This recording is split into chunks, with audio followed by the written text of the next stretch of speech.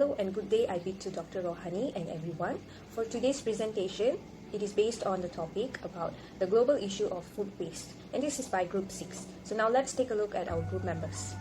The team members for Group 6 includes myself, Nisha, and we have Lino Bardi, Samuel, and also Yuvanish. Okay, so here's an overview of what we are going to present. Firstly, we'll start with a brief introduction, continued by three main ideas. Okay, we have the consumer, industries, and also safety procedures. And we have a counter argument, followed by a few suggestions, recommendations that we could provide. Okay, continued by the summary of the whole presentation. So here's the scenario. I want you to imagine for a moment that you are walking through a grocery store with the smell of freshly baked bread and ripe fruits filling the air. You are surrounded by abundance of food and everything looks so fresh and appealing. But what if I told you that a significant portion of the food you see here will never be eaten? It will either end up being thrown away, uneaten, or wasted. Yes. Food waste is a global issue that affects all of us. It is a tragedy that despite having the resources to produce food in abundance, we are still wasting a significant portion of it. The implications of food waste are far-reaching, affecting not only the environment, but also the economy and the society. So from an economic standpoint, food waste means that valuable resources such as water, land, and labor are being squandered. The waste leads to a loss of income for farmers and producers, and it has a negative impact on the economy as a whole. The causes of food waste are diverse, ranging from industry practices to consumer practice. For instance, in the food industry, there is often a focus on producing aesthetically pleasing produce, leading to the rejection of perfectly good food that doesn't meet the industry standards. Okay. Additionally, there's the food safety procedures and regulations which can contribute to waste, as surplus food is often discarded to avoid the risk of foodborne illness. On the consumer side, there is also a lack of planning, misunderstanding of expiration dates, and an abundance of cheap, readily available food are some of the reasons for food waste. Okay? The effects of food waste are not limited to just the waste of resources such as water, energy, and land. It is also used to produce food. Food waste also contributes to greenhouse gas emissions, which are also leading to climate change. In economic terms, food waste costs countries billions of dollars annually in both direct and indirect expenses. So it also, this food waste, it perpetuates food insecurity as it deprives those who need it most of the resources and support they actually require. So just to sum up on this introduction, reducing food waste is essential for ensuring a more sustainable and equitable future for all. It is a complex problem, yes it is, but with the cooperation of all stakeholders, we can make a significant progress in reducing food waste and creating a more sustainable world. So this is just a quick introduction about this. So now let's dive into further into the causes and effects of food waste. Let's look at the causes of food wastage. We can categorize them into three, which is consumer, industry, and also food safety regulations. So let's look at the first point. Unplanned purchases, or we could call them impulsive purchases, may be made as a result of forgetting to buy something at that time, or they may be made through an irrationality or a strong emotion without the thought of the implication after you purchase the item. So for example, a person could run to the store wanting to purchase an item, but coming back home with multiple of items, or more than what they thought they want to buy, because of improper planning. Next, poor consumer planning is also driven by impulse purchase.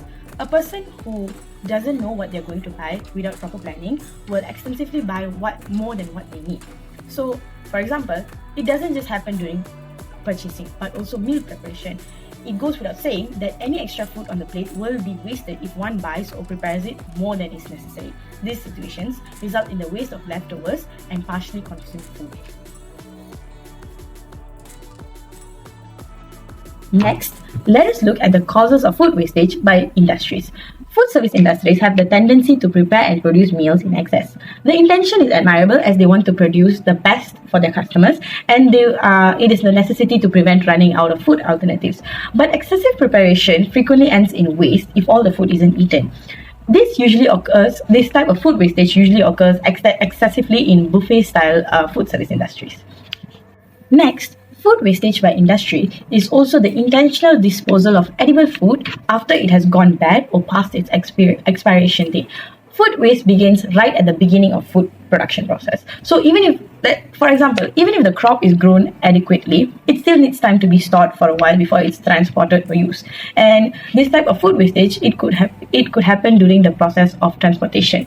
A lot of food is wasted at that time because the food can get spoiled due to traffic accidents, faulty transport preparation, or hot, humid conditions for raw fruit and vegetables. Next is market oversupply. Most markets operate on the premise that buyers are more inclined to purchase products from a display that is fully stocked. This presumption causes overstocking and harm to the produce at the base of those beautifully designed produce pyramids. Food wastage is also brought on by mistakes made during processing and failure to follow food safety regulations. Food safety regulations have zero tolerance for mistakes made during industrial processing or any other compromises that would degrade the quality of the final product.